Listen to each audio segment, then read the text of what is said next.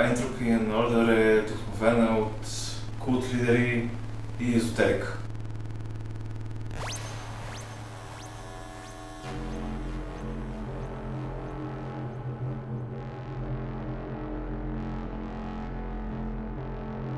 Божество, което аз лично много харесвам и виждам като философия, е Абраксис, което е микс между... Той е шумерски бог, микс от добро и зло.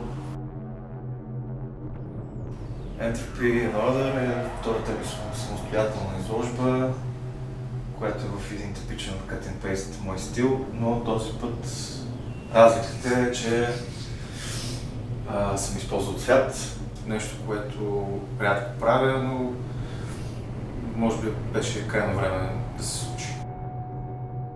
Една моя представа за култове и мога да кажа така да нареча и секти и различни техни водачи.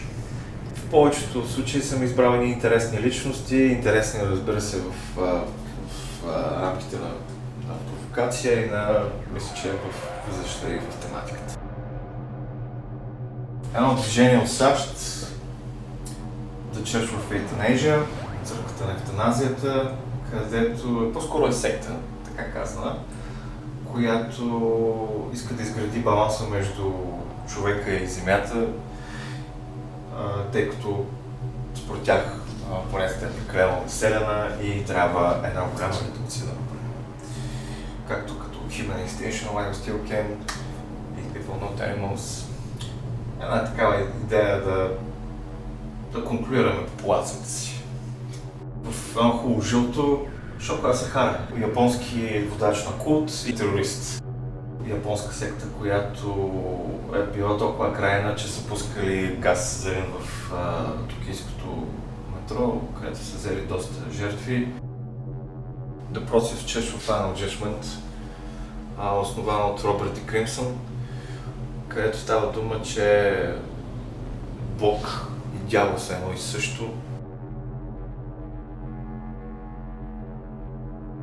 А тук е колаборация с моя приятел Дамъго.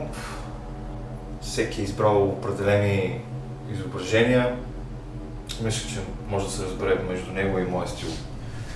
Пак скоро и ще има и нещо ново, което ще подготвим, но това ще е по-нататък. Джеймс Джонс и неговия People's Temple, Джонстаун, който е американски проповедник и култ лидер, който е отговорен за революционното самоубийство на над 900 човека с отравяне с пуш.